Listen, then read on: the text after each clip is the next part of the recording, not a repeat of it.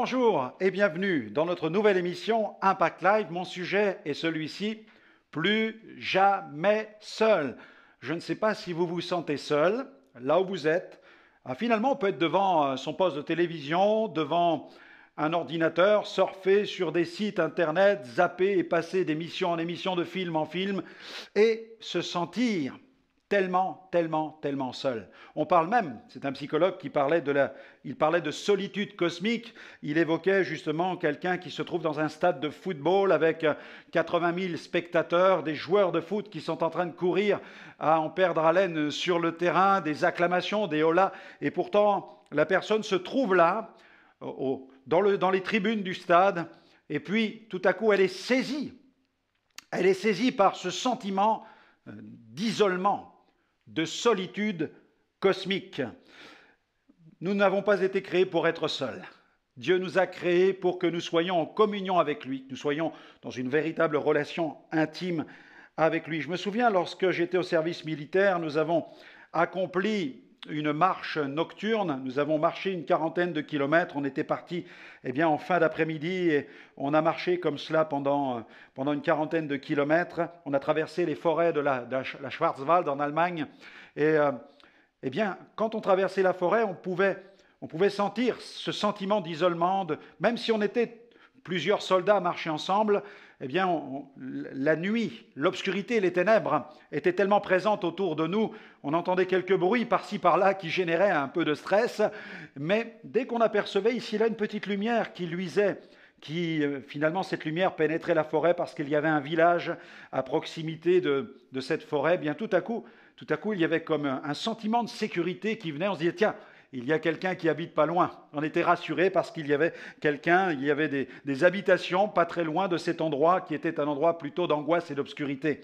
Mais la Bible nous parle dans le psaume 109, verset 105, de cette parole de Dieu. Psaume 109, verset 105, c'est le psaume de la parole, le psaume 119, pardon, psaume 119, verset 105, c'est le psaume de la parole de Dieu. Et là, au verset, il est écrit « ta parole, écoutez bien cela, ta parole est une lampe à mes pieds et une lumière sur mon sentier. » Alors, dans cette forêt obscure, de temps à autre, on ouvrait la lampe torche pour voir où on mettait les pieds. On avait besoin de faire attention de ne pas tomber dans un trou ou de ne pas chuter dans un ruisseau. C'était la nuit la plus sombre possible, on n'apercevait même pas la lune, c'était des arbres tellement grands que nous étions plongés dans l'obscurité, l'obscurité pratiquement totale, on discernait simplement des ombres, mais dès qu'il y avait le moindre faisceau de lumière, on retrouvait espoir. Là, la Bible dit, ta parole est une lampe à mes pieds, elle est une lumière sur mon sentier. Alors là, dans votre vie, peut-être, vous avez l'impression de marcher dans les ténèbres. Vous avez l'impression de marcher dans le noir, comme cette dame un jour qui approche un pasteur et qui lui dit « Mais monsieur, chaque pas que je fais, c'est comme si je faisais un pas de plus dans les ténèbres, un pas de plus dans l'obscurité. Comment puis-je m'en sortir ?» Et le pasteur était un peu embarrassé, il ne savait pas comment la rassurer. Mais il lui a dit quelque chose qui a marqué cette dame. Il lui a dit « Écoutez-moi bien, madame, lorsqu'on marche et qu'on marche le dos tourné au soleil, on projette une ombre devant soi. Et chaque pas que l'on fait est un pas de plus dans l'obscurité. » Il a dit, mais vous pouvez faire quelque chose. Vous pouvez faire demi-tour et vous tourner vers le soleil, et là, vous ne serez plus dans les ténèbres. C'est ce qu'il faut faire maintenant. Si vous avez le sentiment que votre vie est une vie d'obscurité et que vous cherchez la lumière, alors tournez-vous tout simplement vers Jésus. Là-haut, il y a la lumière divine. Et c'est Robin Guégan qui chante ce chant qui s'intitule « Là-haut, là-haut ». Oui, vous avez regardé partout autour de vous, en bas, et vous n'avez pas trouvé la lumière. Eh bien, parce que vous avez oublié de regarder au bon endroit, là-haut, non pas vers la voûte céleste, non pas vers les nuages, non pas vers la météo, non pas vers le soleil pour voir s'il est là, s'il fait beau aujourd'hui. Non, encore plus haut que cela. Il y a au-delà de cet univers, celui qui a créé l'univers, c'est Dieu. Et si vous regardez vers Dieu, alors, si vous vous tournez vers lui, alors la lumière va venir dans votre existence parce que Jésus a dit « Je suis la lumière du monde ». Et il a ajouté « Celui qui me suit ne marchera pas dans les ténèbres, mais il aura la lumière de la vie ». Allez, on écoute Robin Guégan maintenant qui nous chante « Là-haut ». Mais qu'est-ce qu'il y a là-haut, derrière ces nuages? Est-ce qu'il y a un ciel bleu, un beau paysage?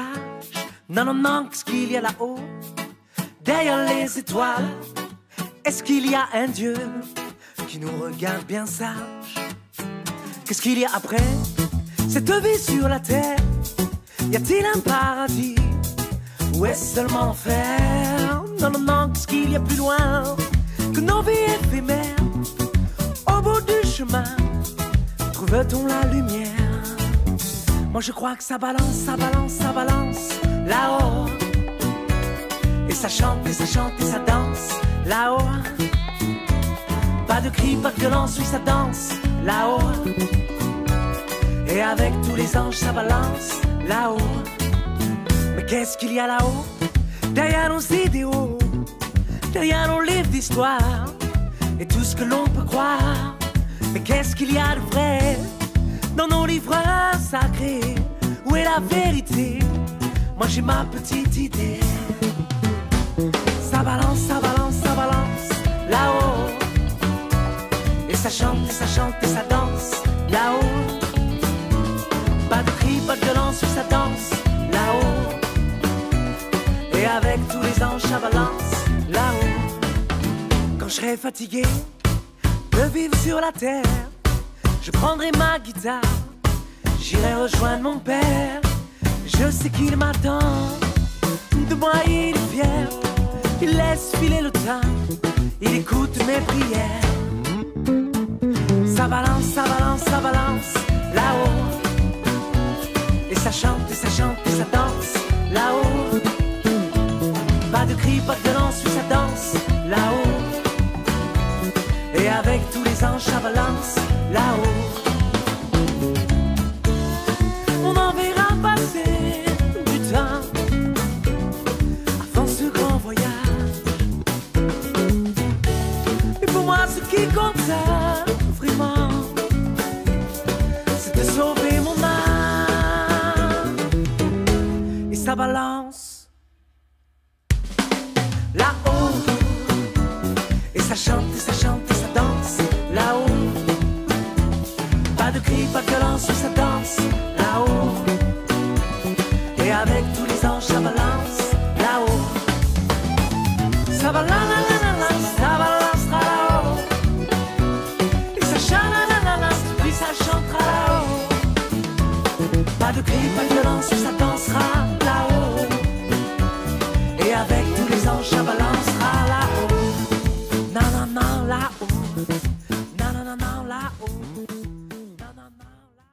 Merci Robin d'avoir chanté ce chant là-haut. Oui, là-haut, là où il y a Dieu. Et quand je regarde cette station ISS, nous avons des reportages assez régulièrement à la télévision concernant cette station orbitale. On peut apercevoir les astronautes qui se trouvent à l'intérieur de la station et qui, par leur petit hublot, eh bien, jettent un coup d'œil vers la planète Terre et ils en font le tour. 24 heures sur 24, ils sont là en train de tourner sans cesse autour du globe et ils sont fascinés parce qu'ils aperçoivent les continents qui sont dessinés. Ils aperçoivent même, on a vu, certains ont pu apercevoir la France, ils ont aperçu Paris, et Paris avec toutes ses lumières et ils sont là. Alors c'est splendide, c'est grandiose, mais en même temps, ils sont en suspension autour de la planète. Il y a aussi un sentiment un peu angoissant de se trouver comme ça, de cette manière, dans l'obscurité autour de la Terre. Autour de la Terre. Mais Dieu, lui, il est encore au-dessus de tout cela et lui, il habite une lumière inaccessible. C'est ce que nous dit la Bible. Dieu habite une lumière inaccessible. Et cette lumière, Dieu nous a permis de la toucher. Il a dû l'incarner pour que cette lumière ne nous consume pas, pour que cette lumière ne nous détruise pas. Dieu l'a incarné dans de la chair et des os. C'est Jésus. Jésus est venu sur la terre. Et la lumière est devenue accessible au travers de la personne de Jésus. Et Jésus est venu pour que le Père vienne faire sa demeure en nous. Et Dieu ne peut faire sa demeure en nous qu'à partir du moment où il vient avec le Fils.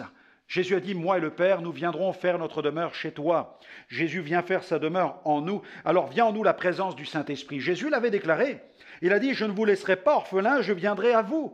J'enverrai le Saint-Esprit. Alors Jésus a accompli des miracles sur la terre, il a exercé son ministère, prêché la bonne nouvelle, guéri les malades, ressuscité les morts, libéré les possédés. Et puis, le summum de son ministère fut la mort sur la croix. Il est mort sur la croix pour nos péchés. Il nous a représentés devant le Père. Sur la terre, il a représenté le Père devant nous. Il est venu représenter Dieu. C'est l'empreinte, nous dit la Bible, l'image de Dieu, Jésus. Il est venu manifester la réalité de Dieu. Jésus, c'est le Fils de Dieu incarné. Et il a représenté l'homme devant Dieu en mourant sur la croix à notre place. Et le troisième jour, il est ressuscité. Il est vivant pour toujours. Et il est remonté dans sa gloire, il a répandu le Saint-Esprit. Et le ministère du Saint-Esprit vient pour nous convaincre de péché, mais aussi rendre réel Jésus dans notre cœur. Il vient nous convaincre de la réalité de Jésus.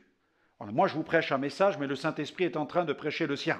Et là, il est en train de vous parler. Il parle à votre cœur pendant que je m'adresse à vous. Il est là alors que vous vous trouvez devant votre écran. Il est là près de vous et il est en train de chercher à pénétrer votre cœur avec la vérité pour vous convaincre de vos péchés, vous convaincre de la réalité de Jésus, vous convaincre de la réalité des promesses de Dieu. Et si vous dites oui, si vous dites viens dans ma vie, pardonne-moi, transforme-moi, alors le Saint-Esprit va opérer cette œuvre bouillonnante, extraordinaire dans votre existence. Vous serez pardonné, purifié, mais aussi transformé par le ministère du Saint-Esprit. Vous allez devenir une nouvelle créature. Alléluia. Ta parole est une lampe à mes pieds. La parole de Dieu, on a besoin de cette lampe pour éclairer notre chemin afin que nous n'avancions plus de cette manière en tâtonnant, mais que nous sachions aligner notre vie sur les enseignements de la parole de Dieu, parce qu'à l'intérieur, tout est écrit. Dieu nous a communiqué toute sa révélation, tout son enseignement, afin que nous puissions marcher avec Dieu et ainsi entrer dans l'Église des rachetés, les enfants de lumière. Oui, nous sommes des enfants de lumière, à Dieu soit la gloire. L'Église, c'est le rassemblement des enfants de lumière, parce que Jésus habite dans le cœur de tous ceux qui sont croyants, qui croient dans le Christ, dans ce Christ-là. Non pas dans un système, non pas dans une religion, mais dans la personne de Jésus. Le Christ fait sa demeure et il illumine l'intérieur de leur existence. Ils sont, nous dit la Bible, des enfants de lumière. C'est magnifique, c'est extraordinaire. Nous devenons des enfants de lumière. Nous constituons l'Église. Alors l'Église, c'est l'Église universelle. Elle est sur toute la planète Terre, dans le monde entier, sur tous les continents. Des hommes et des femmes ont accepté de croire en Jésus et de le reconnaître comme leur Sauveur et Seigneur. Alors là où vous êtes, je ne sais pas où vous vous trouvez, sur quel continent, mais là où vous êtes, Jésus peut venir dans votre vie et allumer la lumière dans votre existence. Vous êtes d'accord? Je vous invite à prier et à le faire dès maintenant. Oui, Père Céleste, je viens à toi et je crois que tu as envoyé Jésus la lumière pour qu'elle brille dans mon existence, qu'elle dissipe les ténèbres et qu'elle illumine ma vie intérieure. Sois remercié, pardonne mes fautes, pardonne mes transgressions, mes péchés, mes échecs.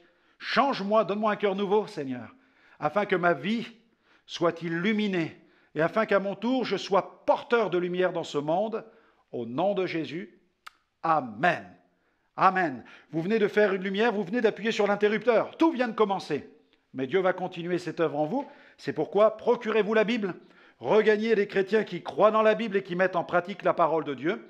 Et retrouvez-nous dans d'autres émissions pour découvrir toutes les richesses insoupçonnées du message de l'Évangile de la grâce. À très bientôt. Que Dieu vous bénisse.